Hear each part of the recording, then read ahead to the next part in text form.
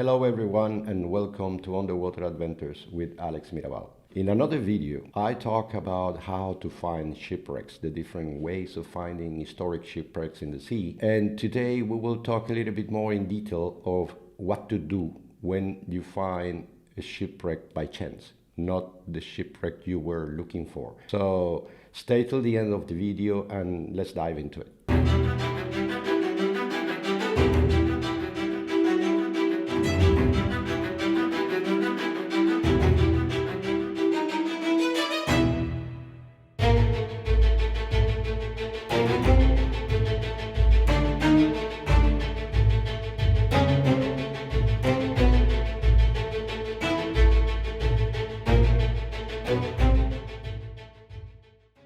When you are exploring to find shipwrecks, there is a chance that you will stumble on a shipwreck that you were not looking for. That's why I want to talk about this and to also explain the importance that this could have, because the fact that it's not the wreck that you are looking for based on an archival source or any other information, still it could give you a nice surprise from the historical point of view, and this is why I bring in this case into this video. We had this situation in Cuba when exploring the Colorado's Reef, which is a large area of coral with plenty of shipwrecks, because it was a very important obstacle between Mexico and Havana.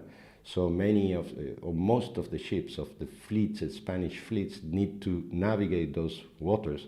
And as this coral reef is sometimes so far from land that it's really difficult to guess where you will find a piece of coral or rock that will damage your ship and sink it. So it's an area which it has a high potential of containing historic shipwrecks. Some are documented, some are not. So we made a systematic search and exploration of this reef. Sometimes we had, like in the case of Fuxa or Nuestra Señora del Rosario, that we had archival information of the wreck that you're looking for. And in the meantime, when you're looking for this one, you might end up finding something totally unexpected. This is the case of the Inés de Soto wreck. We had been exploring that reef for about 2 weeks, almost 3 weeks, but our expeditions were 3 weeks long. And almost by the end of the expedition, we were in Puerto Esperanza, which is a small fisherman town in the north coast of Pinal del Rio, a beautiful place. And we were there, and suddenly the generator of the ship had a problem, and we had no power in the ship. So the decision was made to go back to Havana, to our headquarters, because we had food on board, we have fish and plenty of frozen things that will go bad if the generator couldn't be repaired, and we didn't have the spare parts on board. So we decided to go back to Havana. Before going back to the company in Havana, we also decided to stop by a reef and catch some fish to take home with us. So we at least didn't come with empty hands. We haven't found any interesting wreck in that expedition, and we always take some fish back home so the family can also enjoy it.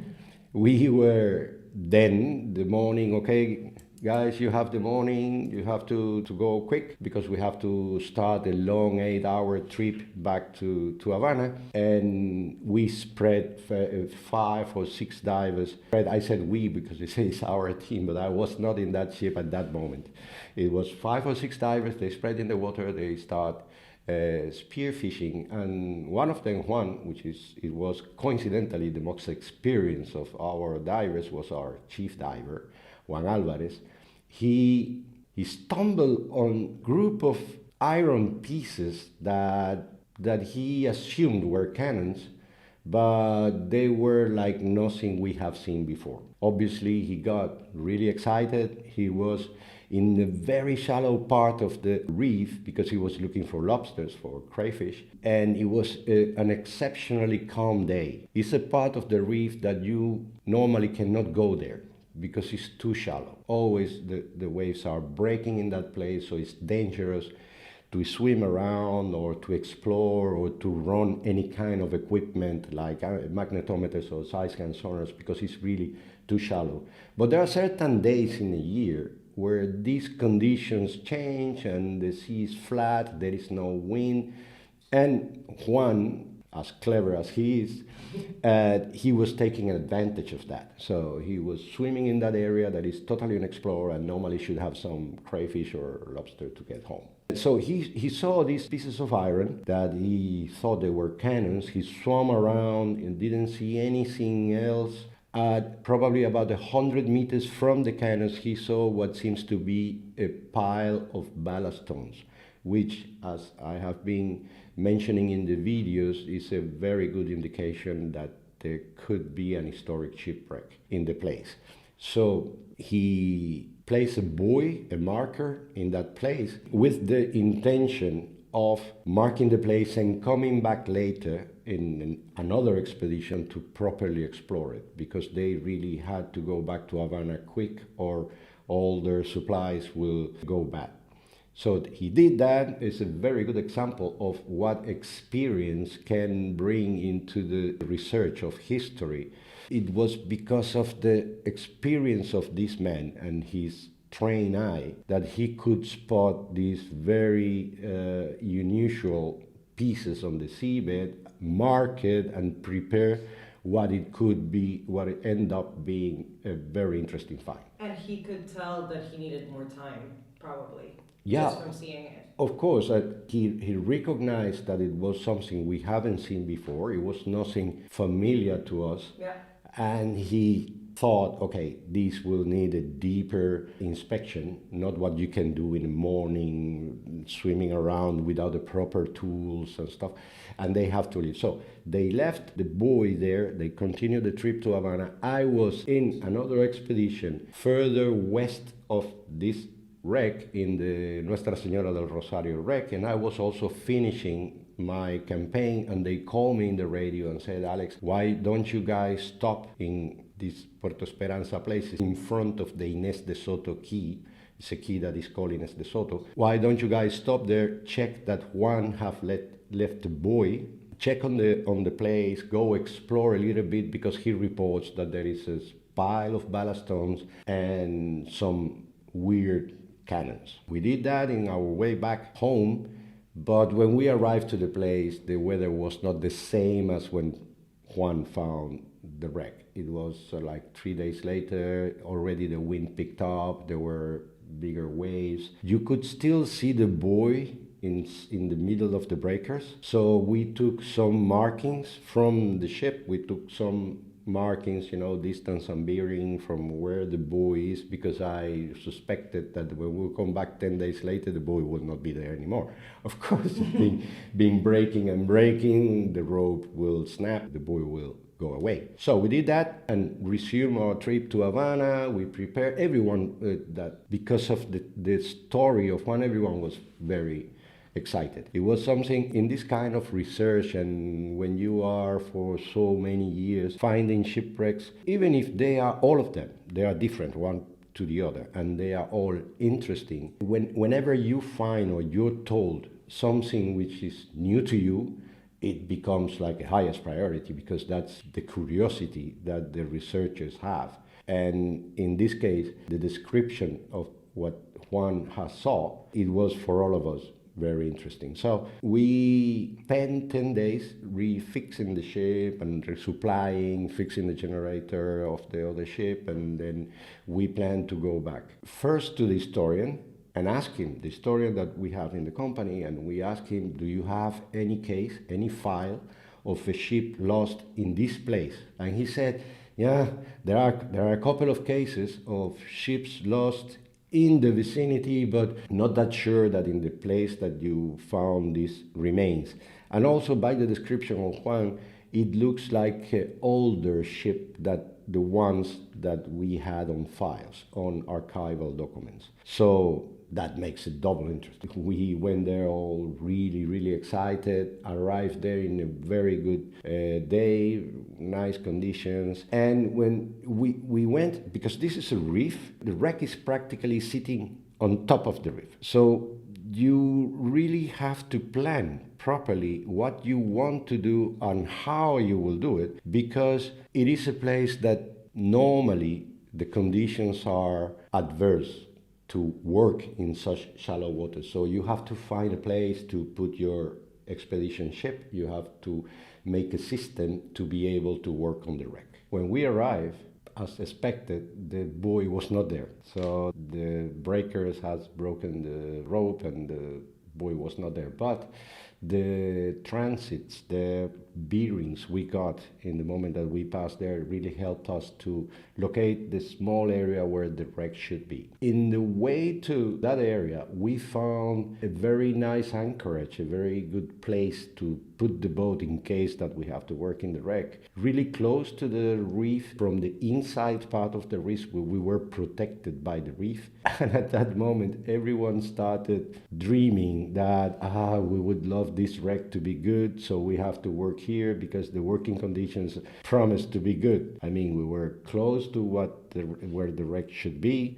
The ship was protected from the waves and the water was crystal clear and all conditions were great. So everyone was very positive about if that was an interesting wreck that we could work there for a while. So we jump in the water, like 6 of us, we swim around, we locate the cannons from the Juan have seen first very quickly. Juan was with us, and that obviously helps because he could orientate himself in the water as he was being there before. But we swam around, and yes, immediately we recognized that this was something we haven't seen before. That is not always good news, but in this case it was. The cannons were these lean, long cannons, which are called in Spanish versos and in Portuguese as well. In English would be swivel guns. These are guns which were very old. I mean, they were in use in the very beginning of the 16th century or to half of the 16th century in Spanish and Portuguese ships.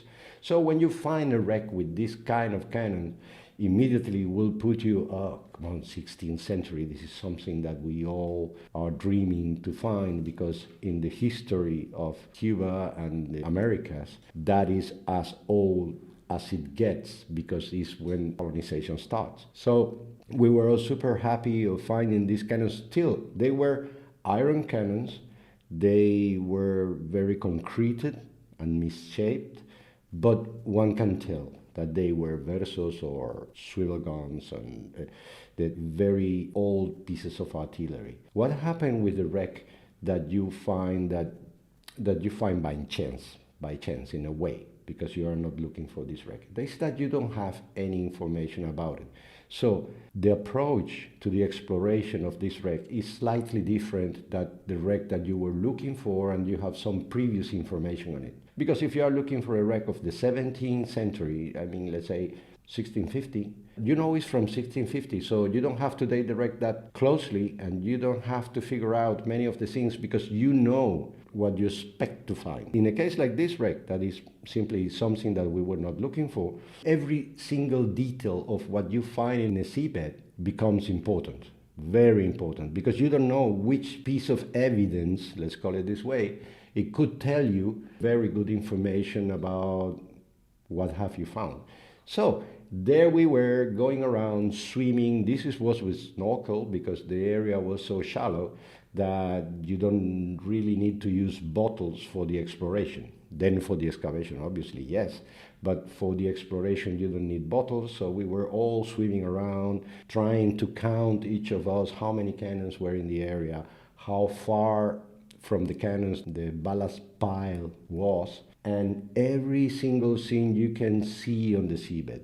At this point, you still don't disturb the site. You don't break anything, you don't move anything from their original position. You have to record everything you see, whatever is exposed on the seabed. So we were doing that. And going around and swimming, okay, cannons were already putting us in the first half of the 16th century or 16th century, which is already super attractive for everyone.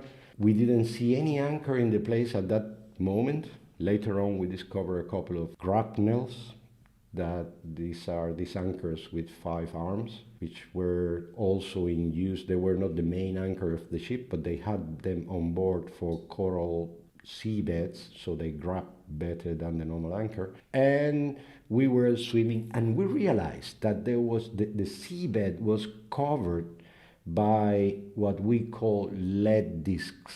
They were discs of probably this side, it's the form of a disc, flat and circular, but very irregular. They were not like something made in any kind of foundry or any kind of machine. They were very irregular. They vary in weight from 2 to 50 kilos. They weren't made with a template. Yeah, they were not made with any kind of mold or anything. Yeah. It was obviously something very roughly done. Yeah. They have all the appearance of lead, so everyone thought that, yeah, it's lead. And the amount was so big. I mean, there were plenty of them. They were literally covering the seabed. They were making like a protective layer on top of the wreck. There was full of that. And seeing that this sheer amount, but everyone said, okay, this is lead. And we kept on swimming around and looking and trying to write down everything we see. And as part of this investigation, well, we called the company first. We told them, okay, we have here what it could be 16th century wreck. We understand it's important. We want to excavate it, and to research deeper in this wreck. Obviously, you need the go-ahead from the company. Company have say, no, we have another wreck and it's priority. But the company said, yes, okay, you can stay as long as you understand that you need to evaluate the wreck to see if there is actually of historical importance and if you still have enough artifacts that will allow for the study and everything. So we did that. In that process, we took one of these lead discs, a big one of about 40 kilos. We bring it with a lot of effort. We bring it up to the ship. We put it there in a corner of the deck with the intention of, once we go back to the company, okay, take it to the lab, conservation facility would clean it and see if it has any marks or anything. Actually, that looked so irregular that it didn't look like someone's possession. It looked like raw material that you will transport to afterwards, made some things. So, some objects. We put this thing on board and we kept on exploring the wreck. Once we moved this lead disc, underneath the seabed was already open in that place, and with a closer inspection we found that there were rows of silver coins like this. It looked like probably a box, a crate of silver coins that obviously they would have rotten away, and the coins were still organized. That was a very big surprise because we haven't seen that amount of coins in such a small area. We have been finding coins in other wrecks. Normally you find 5, 6, 10, 12 in a little pocket on the seabed and then a few somewhere there. But to see the coins in their original storage position, it was new to us as well. We have seen in previous publications and other wrecks that have been found around the world that this could happen, that this was a case in some of the wrecks, but us, in our experience, we have never seen that. So everyone was super happy trying to see how could we excavate those coins without losing the information that they could have regarding how they were stored inside a box or a crate or whatever container it had them in the past, because that will also give you information about which were the trade practices in that moment and how do they move them, if they were being sent to the crown or a private person. That will make a difference in how the coins were stored. So we were trying to move that block in one piece. This was one of the first tasks that we did in that wreck. So the finding of this large amount of coins, it distracts us a little bit from the lead discs, because that lead disc that was taking up to the ship. One of the ideas before getting to the conservation center was that Juan, who in his youth was an ironsmith, was a person who worked with metals. His knowledge about metals was huge. I mean, more than any one of us. He could tell apart things very easy. So we had the disc laying around in the deck. Everyone was focused on the coins because, you know, coins can give you a lot of information. They have dates, they have the assayers and the kings under which reign they were minted. So coins can tell you a lot of stuff. So we were very happy of finding this big amount of coins, and we were still figuring out how to take them out of the water in the best way possible, how not to damage any of them and to bring the block in one piece. So I'm sitting in the deck talking to Juan and discussing how would we do that. I mean, which kind of tools we have to use and how to prepare the seabed to bring that big heavy block of coins out of the water without damaging them.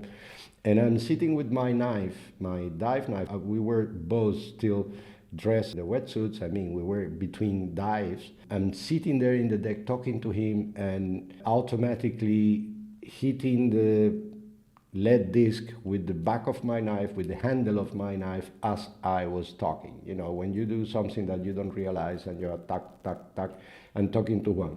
And in the middle of the conversation, we were talking about how to take the coins out. And in the middle of the conversation, Juan said, "That doesn't sound like lead."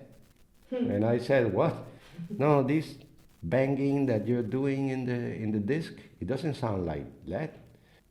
Yeah, but I don't know how lead sounds. What would it be? And he said, "No, it sounds like silver, because lead would give you a dull sound back. It will like talk, talk, talk, something very without bright. So, but silver is a little bit more dense. It's different. It will sound more like glass. It will sound more like modern metals and alloys.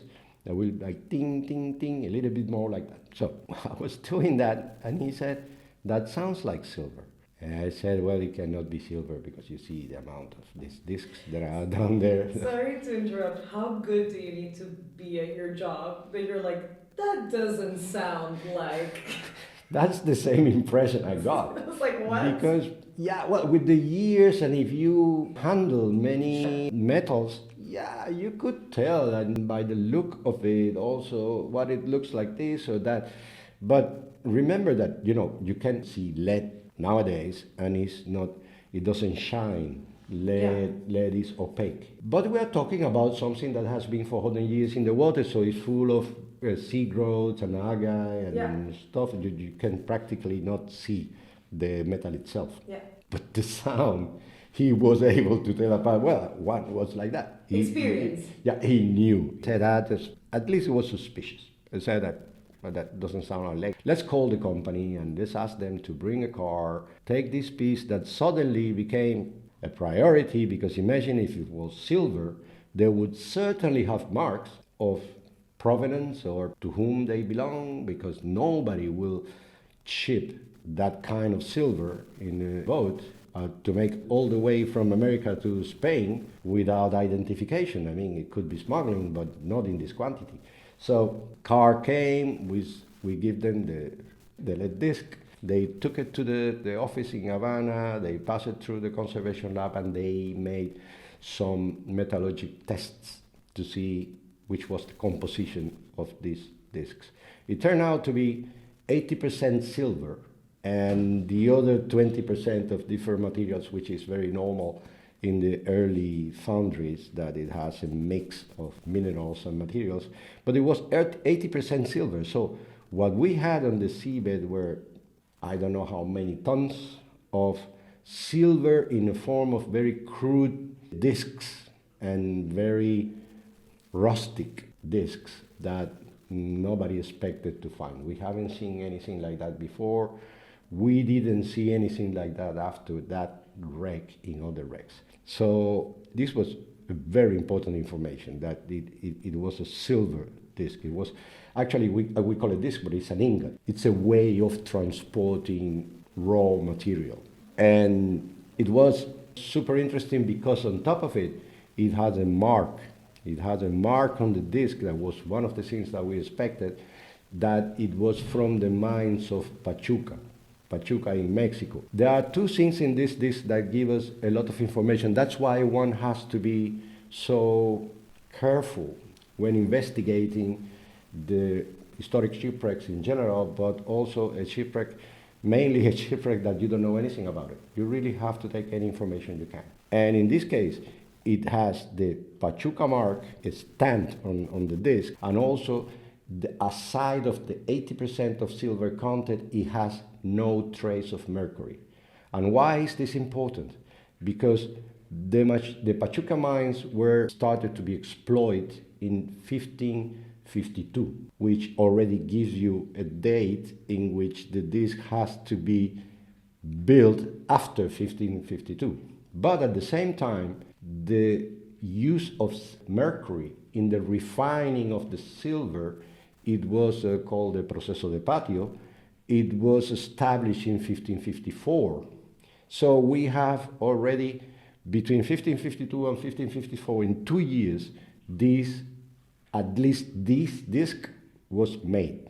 Obviously, the ship doesn't have to be from the same year, but it wouldn't be that later on either. So we have already an estimation, because of the artillery that we found and now this information from this disc, that the ship should be somewhere around mid-16th century. That already helps a lot, because then you ask the historians and the people who work in the archives, hey guys, what could it be? I mean, it's in this area, it is approximately mid-16th century. Do you have any case, you know of any ship that could have been lost in this time and in this area? So the research starts to get into shape. One interesting, was actually funny, story with these discs is that we were not the first one thinking that this was lead. In a night that we already knew it was silver, but in one night that we were in the fisherman town in Puerto Esperanza, talking to our fishermen friends and having drinks in the evening and exchanging stories, they said, I know where you guys are working. We have been there many times fishing with nets. They use nets to fish in the reef sometimes. And we stopped working there because there were some iron spikes that were damaging our nets, and we stopped. The only thing we did there was to take few of these lead discs and sell them as scrap metal.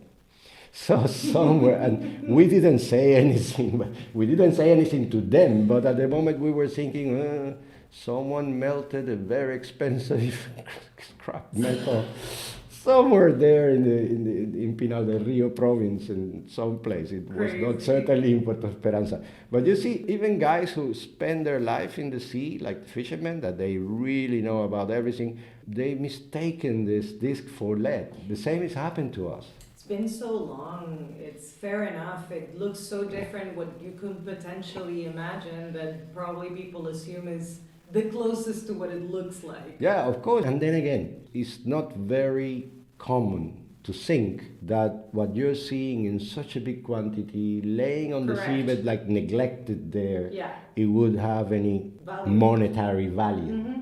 Because you see, everything that has monetary value, which is in the sea, is taken.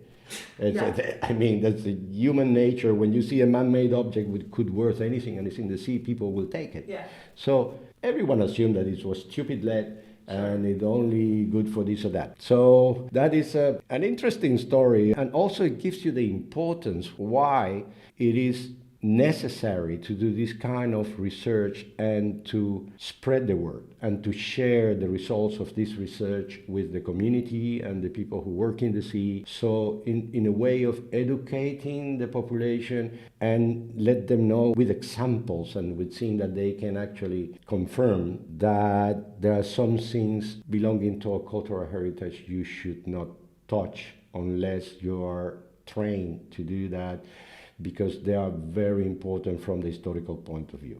So a detail like that of the mark in the silver disc, it was very important for our research. It could have been lost if someone move this from the place or take it, or like in this unfortunate case, sell it as scrap metal, something that it will never be the same object again. But okay, these things happen. That's why we have to be proactive, and we have to go to the shipwrecks and try to find the shipwreck and study the shipwrecks before this information disappears. Then we started the excavation of the wreck, now based in this information that could be of mid-16th century. It was a priority for the company because it was the oldest wreck found in Cuba, at least until that moment. We are talking about 1991. But still, today we are in 2023, and it hasn't been found any other wreck older than that in Cuba. So it has been the oldest wreck found in Cuba. We found it almost by chance, but all this information gave it a priority. Okay, we have a very early wreck, so we need to excavate it with much care, and most of the resources of the company went to that wreck. In total, we recover about 500 of these discs. They vary in size from, as I said, from 2 to 50 kilo.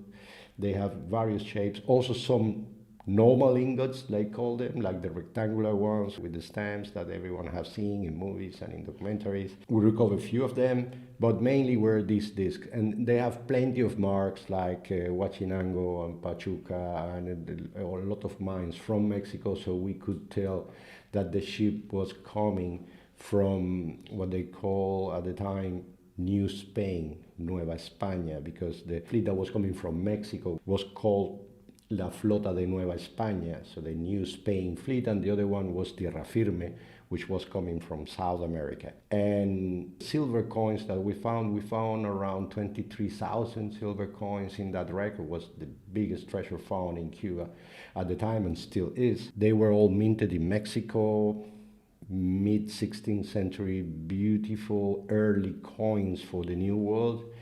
And the wreck itself gave us all these artifacts within the wreck. It gave us a big load of information that we didn't have, and it was a wreck found by chance. There were pre-Columbian objects of gold, filigrans, and obsidian objects from the natives of Central America before the colonization. So the Spaniards were already collecting these kind of interesting and beautiful objects and taking them to Europe.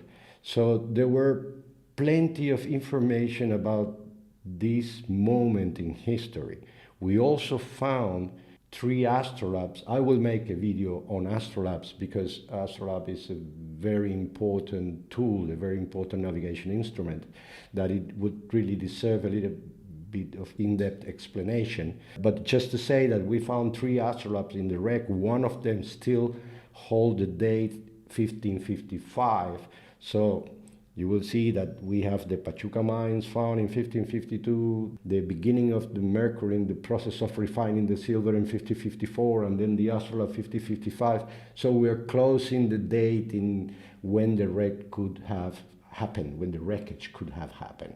There was also a large amount, not a large amount, but a big amount of gold discs and ingots that were found in this wreck, also with the stamps of not only the quality of the gold, but from the mines they were coming, and everything was Mexico. So we have the fleet of New Spain, the Flota de Nueva España ship, sunk in mid-16th century, so 1555, let's say from 1555 to 1560, somewhere around. Quite small, because the cannons and the ballast stones, the amount of ballast stone we found, allow us to calculate a bit. It wouldn't be a ship larger than 150 or 200 tons.